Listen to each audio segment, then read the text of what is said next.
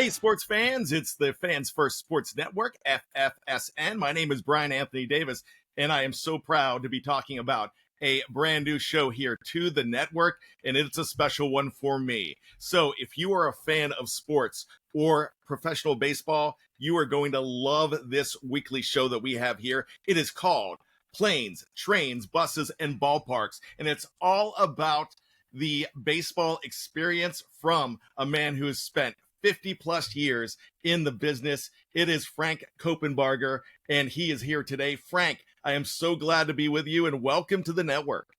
Thank you so much. Honored to be with you. Well, Frank, tell us a little bit about this show and what we should expect every single week. Well, for the baseball lover, I think this is the show for them.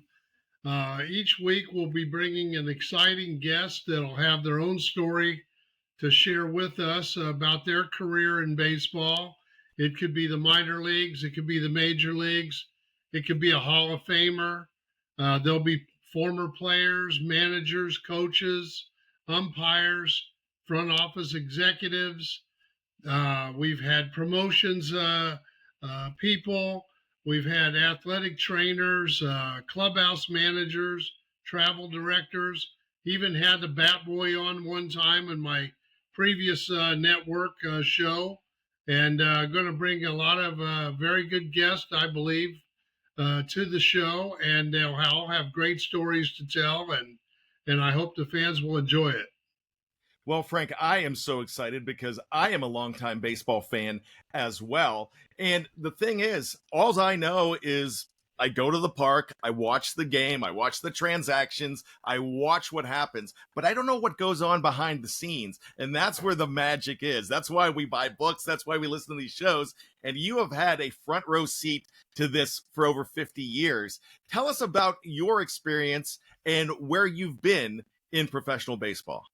Okay, be happy to do that. So I basically started my baseball career, actually my first real job in baseball. I was a bat boy for the San Francisco Giants Class A Midwest League farm team in my hometown of Decatur, Illinois. I was a fifth grader. It was a long time ago, obviously. 1967, I landed the job as bat boy. And I never had any idea that I would be doing something like this for a lifetime of hanging around clubhouses and dugouts. But that's what it turned out to be. In fact, my dad put together a scrapbook of my year in 1967 with clippings from the local paper. And he took some pictures of me and some of the guys and put a scorecard in there and some other things, never believing for a second that I'd be spending the rest of my life hanging around ballparks. But I got the bug, and that's kind of how it happened. Were you a baseball fan before that, and that's how you got started with this? Yeah, I was a big fan, and we went to a lot of games there that was called Fans Field. That was the name of our ballpark there in Decatur. And we went to a lot of games when I was a kid.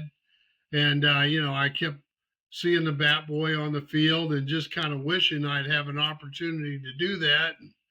And luckily I got that chance, and I worked every summer from fifth grade till the year I graduated from high school at the ballpark, either as a bat boy and a little later on helping out in the clubhouse.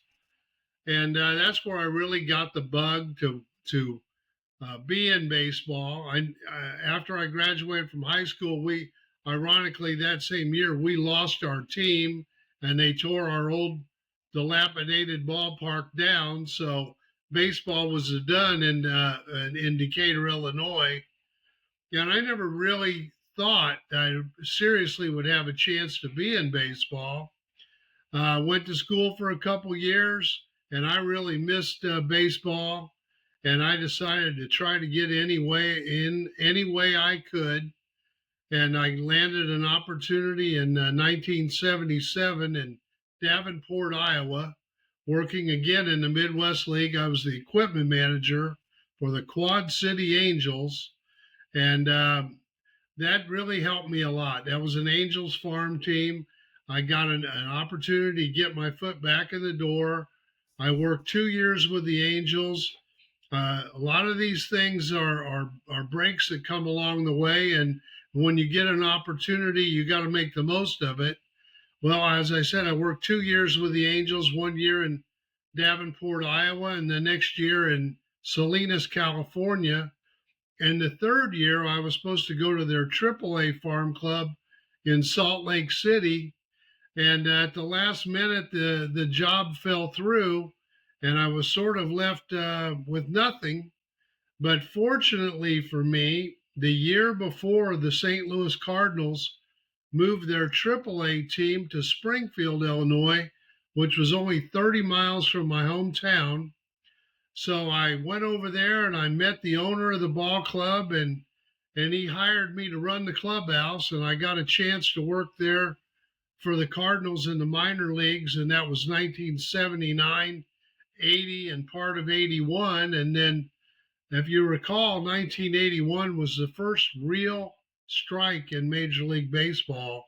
There was Yes. no baseball for about 2 months, except minor league baseball. And there was an opening in St. Louis, as it turns out, because of that strike, for an assistant equipment manager. And their legendary clubhouse manager, Butch Yakiman, and his right-hand man, Buddy Bates, they knew me, heard about me, and liked me, and gave me the opportunity to come to St. Louis and work in the major leagues. So I landed a job there with the Cardinals. I spent 7.5 years working there in St. Louis. And then the guy that was our minor league director, a gentleman by the name of Lee Thomas, got the opportunity to be the Phillies general manager. And that was in 1988.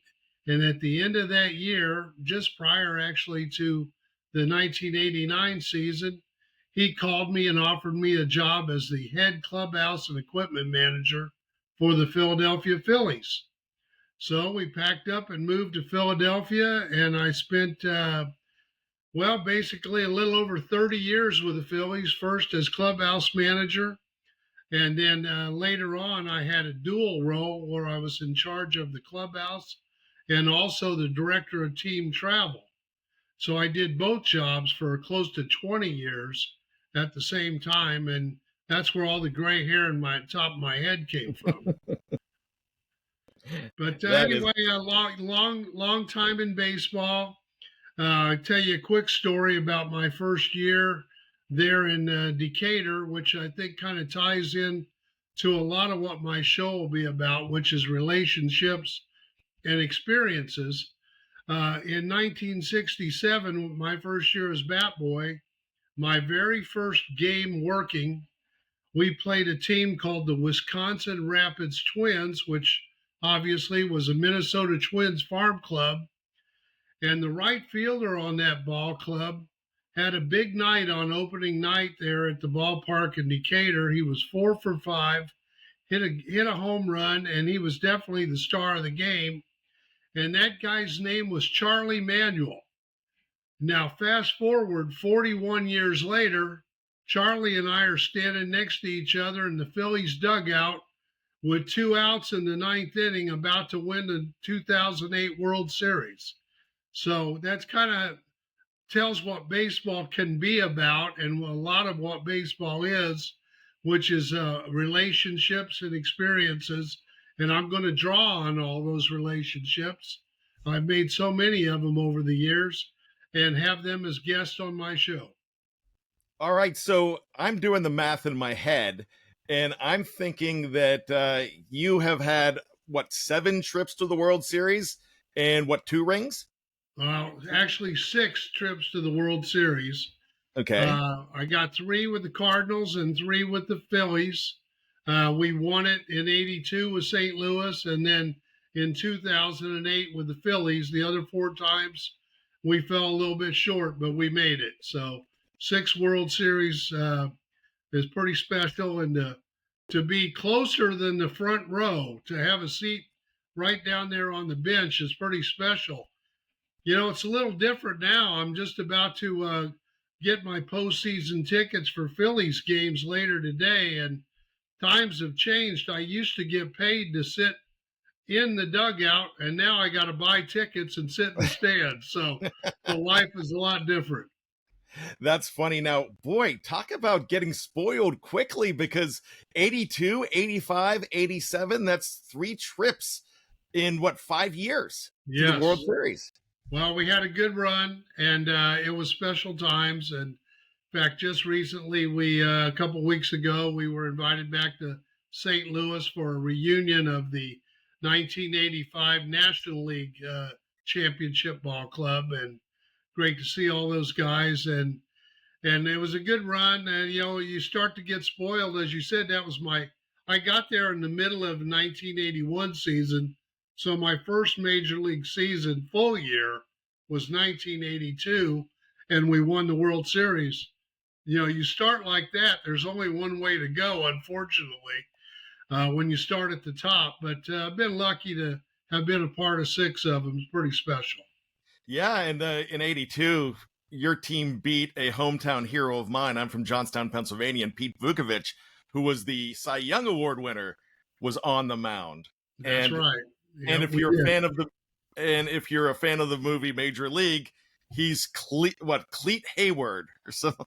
Yeah, he Hayward. played the starring role in that as a hitter. Yeah, And he looked every bit the part, too. absolutely. And then in 85, I got to ask you about 85. That was a tough year for the Cards, just in the World Series. Was it in Game 6? Dom Deckinger was the umpire that made that big call at first base. Yes, it was. That was a call that would never happen nowadays with instant replay, but there was no replay back in those days. It was a tough situation. Just a little backstory on that. We had the lead in the World Series. We actually won the first 2 games over there in Kansas City. Games 1 and 2 were on the road. And back in those days, they alternated home field advantage between the American League and National League. Now it's not done that way. But so back in 85, in 82, we had the home field advantage. So the even years was National League, the odd years was American League. So 85, we went to Kansas City. We won games 1 and 2, and we were the first team to ever win games 1 and 2 on the road to not win the World Series. We actually had a 3-game-to-1 lead. They made it 3-2 in Game 6. We had all the plastic up in the clubhouse. The trophy was in the room. The champagne was there on ice. The beer, everything you see now. And I'll never forget, we had a guy who actually played for the Pirates also, on your team, a guy by the name of Brian Harper. And Yes. he was getting loose, swinging a bat in case he needed a pinch hit about the 7th inning. And he jumped up on the platform where they used to interview the guys after he got loose, and he held his bat up like it was a microphone and did a little mock interview with himself on what it was like to drive in the winning run in the World Series. And lo and behold, he got the base hit I can't remember, it was the eighth or ninth inning to put the Cardinals ahead, and it looked like he was prophetic. And then, things fell apart with the call at first base. There was a drop pop up near the dugout. There was a series of misfortunes, and the next thing you know, we got beat, and then they blew us out the next night.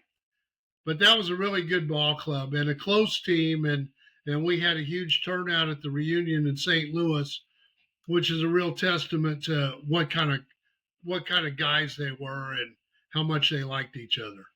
That is fascinating. And to give you an idea, this is exactly what you're going to get on this show. You're going to get stories like that. And I want to hear so much more. I want to ask more, Frank, though. You talked about something that this is more of a behind the scenes thing. Are you the guy ordering everybody to put the plastic up and getting the clubhouse ready for that celebration? Well, yes, myself and my crew, and then we had help from the stadium carpenters and things like that. But it was my job to make sure that all of that stuff was in the house, so to speak, on the day of clinching. So we would be prepared, champagne, beer, the caps, the T-shirts, that kind of stuff. Back in 1982 and 85, they didn't have caps and T-shirts. That's a relatively new thing. But all those things that you see on the television screen now when you're watching the celebration, all that stuff fell under my watch. So I had to make sure it was between my crew and I that we got it done. Frank, when 1985 happened and that Deckinger call, when that game was over, how quick were you in a frenzy to tear that stuff down? Oh, absolutely. Yes, we were. And, we've had it the other way too. In fact, just a couple weeks earlier, we were in Dodger Stadium, and that was in Game 6. And NBC was there, and they were setting up the camera and the platform. Back in those days, they didn't have too many of those handheld cameras. They brought in a large, TV camera on a tripod, and they would build these platforms out of wood, where the interview, the guy doing the interview and the players or manager would climb on this platform, and the commissioner and the trophy or the league president, whatever the case may be. So all that stuff had to be brought into the clubhouse, and you couldn't wait till the game was over. And back then, you got to remember, now they have a celebration on the field in front of the fans, whether it's home or road. They bring a stage out onto the field, and they keep the players outside longer. Back then, that Game 6 was in Dodger Stadium. Jack Clark hit a 3-run homer in the ninth inning, and 5 minutes later, the team was in the clubhouse. Pardon me, they danced around a little bit on the pitcher's mound, and then they went inside to be part of the champagne and the beer and, get the trophy and the whole shebang. And we didn't have much time. So in those days, they would come in, the networks would come in and set up TV lights and the platform, the camera. And I'll never forget Jim Toomey, who was the Cardinals' longtime vice president of public relations. He blew a gasket. He happened to walk in the clubhouse about the 6th inning and saw all this network stuff up there, and he ordered them out of the clubhouse. Well, they start to take the camera out, and the platform, and they're trying to get the simplest stuff out first in case things changed. And sure enough, Jack Clark hits that home run. It was like a fire drill. Everybody running back in, putting the plastic back up, the camera back up, the platforms, the whole deal. Well, it was that way in reverse over in Kansas City. Frank, that is so fascinating. And this is why this show is going to be so fascinating for me, because we don't see that stuff. We don't see what's going on behind the scenes. And I have so many questions for you, but I'm going to go ahead and we'll save those for other shows. But before we go, I want to ask you this question. You talked about relationships, and relationships are so important. Who are probably your 3 best relationships that you made? It could be management. It could be a fellow clubhouse guy. It could be a player. Who do you have? I couldn't name 3. I could name 300, but 3 would be tough and unfair to a lot of the others. But, I had a great run with a lot of great GMs. Like mentioned, one, Lee Thomas. Without Lee Thomas, we're not doing this show today. So he first and foremost to give me that opportunity to come to Philadelphia and to spend 30 plus years working there, to be the head guy, because the guys in St. Louis were just a couple years older than me. They weren't going anywhere. So I knew my opportunity to be the head man wasn't going to work out with the Cardinals in the end. So, Lee for sure is one. I've had great managers I worked with, Whitey Herzog, I can't say enough good things about him. We just don't have enough time. I could talk about Whitey Herzog and tell you Whitey Herzog stories all afternoon. Super guy. He was a wonderful man. He was great to all of us. He treated us like he treated the star players. And, star players. I had a lot of great ones. Darren Dalton here in Philadelphia, very close with him. Jimmy Rollins, Chase Utley. Over the years, so many great guys. A guy that some people wouldn't think of, Kurt Schilling. He and I were very close. He'll be on the show at some point. Then, Pat Gillick is a Hall of Fame general manager. Remember him with the Blue Jays? Probably the smartest guy I ever met and a super guy. He was our GM in Philly. Ed Wade was here for a long time. As I said, Lee Thomas before him. It's just too many guys to name them all. All right, I'm going to throw one more question at you, and you don't have to answer this. You might not want to answer this, but who was the most ornery player you had to deal with? I'll give you the answer. Jonathan Papelbon. Papelbon, really? Yes. He was probably the most difficult for me to deal with. So I'm just giving you a little peek inside on him. There's always one or two that you maybe aren't your total favorites, but by and large, over the years, there's been an awful lot of great guys. And I would have thought Dykstra would be on that list for some reason. You know what? Lenny was a different character, no doubt about it. He and I got along all right. He was a high maintenance guy. I used to laugh and say, well, I'm the equipment manager for Lenny, and then I've got 5 guys working for me that take care of the other 24 players. And that was kind of how it was, really. That is awesome. These are the stories that as sports fans we love to hear, and you're going to hear this every week on the Fans First Sports Network. I am so excited for this show, Frank. I will be tuning in, and I hope you all too. So let's let everybody know about this show. If you've caught this show today, make sure that you check out Fans First Sports Network and everything we have to offer. And look at the lid that Frank has on. He's ready to get started. He has the logo looking good, Frank. I love it. So any final words? A lot of great guests, Brian, and they won't all be major league people. There's so many fascinating stories in the minor leagues. Believe it or not, the people that have the best stories, bus drivers, equipment truck drivers, you name it. They're not all players and coaches. There's so many fascinating, untapped stories that I think the fans are really going to enjoy. Yeah, and then maybe if this works, then we'll have the spinoff, the After 2 a.m. show. Well, we might.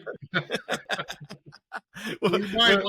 Now that there's a pitch clock, you don't have that too often. But, I was just hearing about a game earlier today that ended at 4:07 a.m. And I'm like, that's nothing. We had one here that started at 1:30 in the morning and ended at 4:41.